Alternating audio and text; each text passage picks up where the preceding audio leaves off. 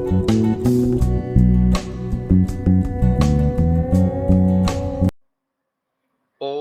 नमस्ते जी।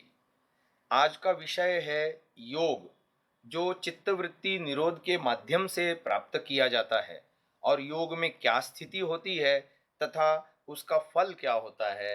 एक योगी व्यक्ति का जीवन किस तरह से होता है, इस पर संक्षेप से थोड़ा थोड़ा चर्चा करेंगे।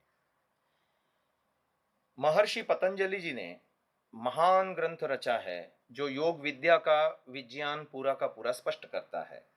उन्हीं सूत्रों को महर्षि दयानंद जी ने अपने ग्रंथों में यत्र तत्र वर्णित किया है। उसी के आधार पर हम इन सूत्रों की व्याख्या करते हुए योग के स्वरूप को समझने का प्रयास करेंगे।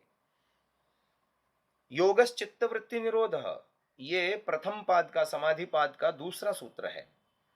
इसकी व्याख्या करते हुए महर्षि दयानंद जी सत्यार्थ प्रकाश 9वें समोल्लास में लिखते हैं, मनुष्य रजोगुण तमोगुण युक्त कर्मों से मन को रोक, शुद्ध सत्वगुण युक्त कर्मों से भी मन को रोक, शुद्ध सत्वगुण युक्त हो पश्चात उसका भी निरोध कर। एकाग्र अर्थात एक परमात्मा और धर्मयुक्त कर्म, इनके अग्रभाग में चित्त का ठहरा रखना निरुद्ध अर्थात सब ओर से मन की वृत्ति को रोकना।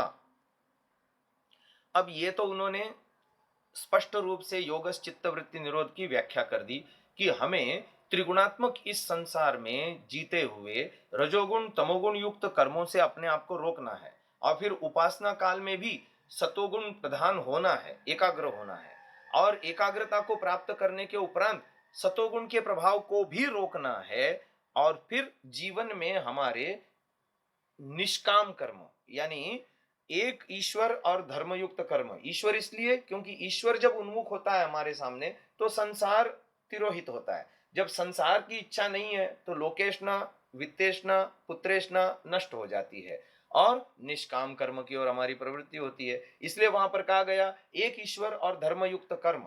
तो हम निष्काम कर्म के द्वारा सतोगुण के प्रभाव को भी रोक सकते हैं और प्रकृति से पृथक होकर के आत्मा परमात्मा के ज्ञान विज्ञान को प्राप्त कर सकते हैं। तो ये तो हो गई महर्षि दयानंद जी की परिभाषा और योगस चित्तवृत्ति निरोध के सूत्र पर उनका भाष्य। अब आगे चलते हैं। उस योग की विधा बताने के लिए उन्होंने पूरे के पूरे अष्टांग योग को सत्यार्थ प्रकाश 7वें समोल्लास में एक पैराग्राफ में सुगुम्फित किया है। वो लिखते हैं, जब उपासना करना चाहे तब एकांत शुद्ध देश में जाकर आसन लगा, प्राणायाम कर, बाह्य विषयों से इंद्रियों को रोक, मन को नाभि प्रदेश में व हृदय कंठ नेत्र शिखा अथवा पीठ के मध्य हाड़ में किसी स्थान पर स्थिर कर अपने आत्मा और परमात्मा का विवेचन करके परमात्मा में मग्न होकर संयमी होवे। अब यदि देखा जाए तो ऊपर वाले सूत्र में व्यवहार काल में रजोगुण तमोगुण युक्त कर्मों से मन को रोकने के लिए यम नियमों का पालन हुआ। अब जब उपासना करना चाहेगा तो तीसरा वाला योग का अंग आता है।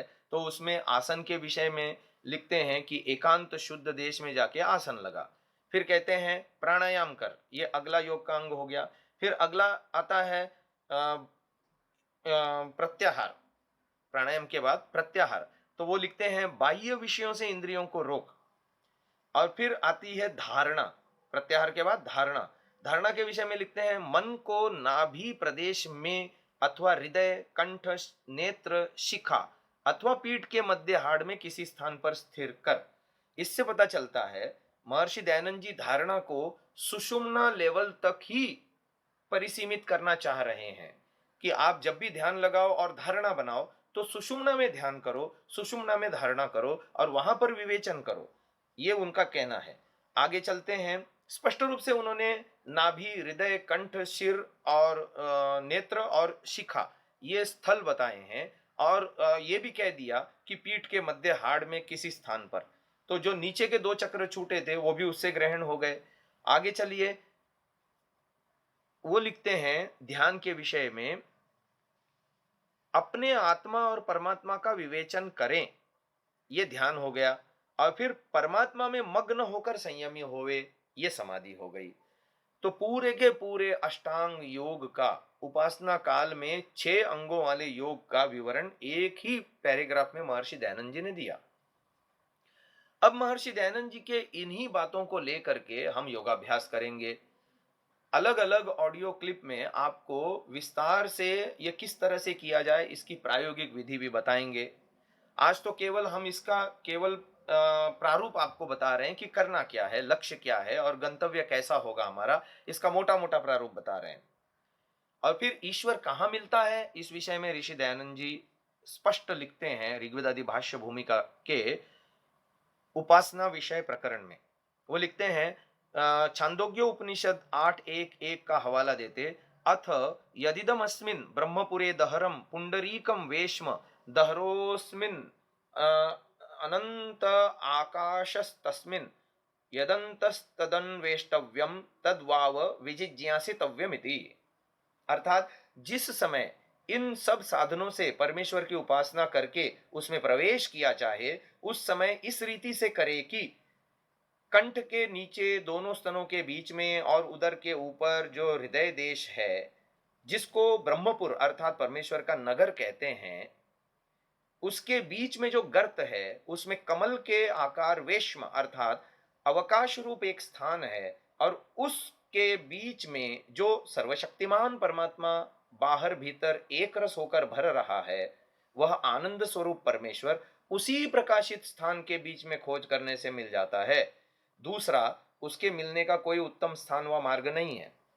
तो एक तरफ उन्होंने अष्टांग योग का मार्ग अनुसरण करते हुए सुषुम्ना के अंदर धारणा बनाने की बात कही, उसमें परमात्मा के अंदर समाधि लगाने के लिए उन्होंने हृदय आकाश महत्वपूर्ण बताया, और अपनी वैदिक संध्या में भी उन्होंने प्रावधान किया। तो आरोह क्रम में हम जब ऊपर चलते हैं, भू भुव स्वह मह हृदय स्थान में आता है, और जब अवरोह क्रम में मार्जन मंत्र में ऊपर से नीचे उतरते हैं तो हृदय स्थान में ही मह आता है, और ये केंद्र सा प्रतीत होता है। भू पुनातु शिरसी, भुव पुनातु नेत्रयो, स्व पुनातु कंठे, मह पुनातु हृदय।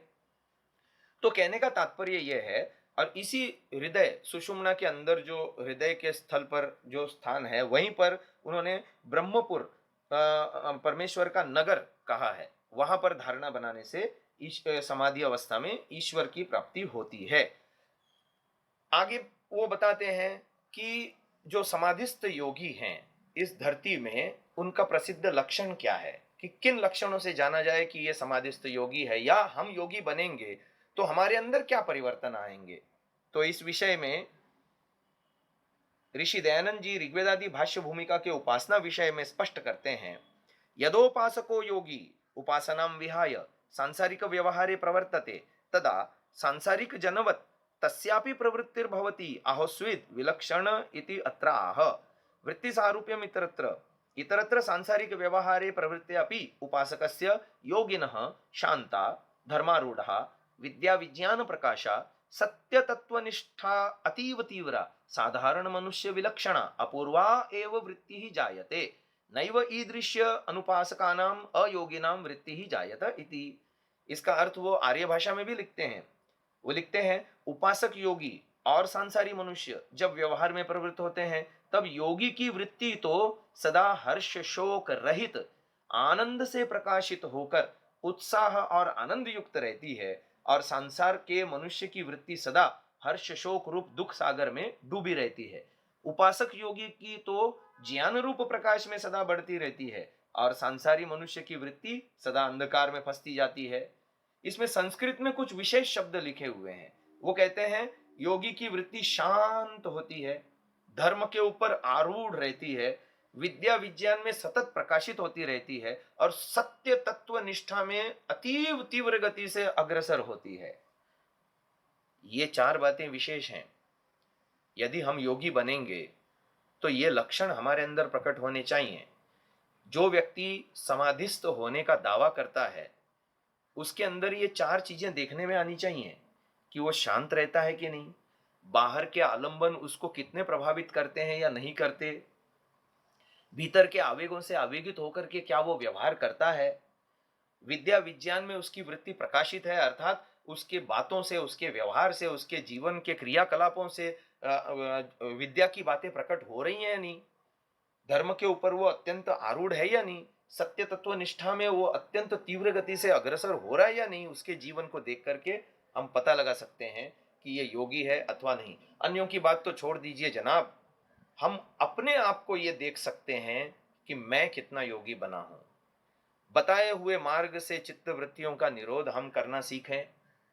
सारा का सारा विधि विधान ऋषि दयानंद ने अपने सत्यार्थ प्रकाश, ऋग्वेद आदि, भाष्य भूमिका आदि ग्रंथों में यत्र तत्र लिख रखा है, उसके अनुसार हम चलें। स्तुति, प्रार्थना, उपासनाएं आदि करते हुए अगमर्षण, मनसा परिक्रमण, उपस्थान के क्रम में ईश्वर प्राप्ति करें और अपने जीवन को योगी बना सकें।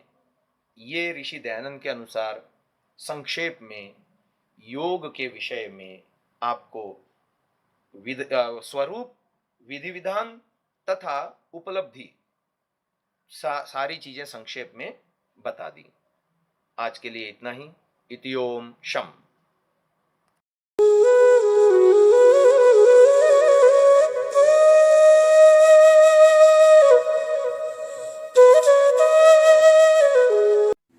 डाउनलोड सांसा ऐप, आरवीरदल ऐप, विजिट sansa.org, rvirdal.in।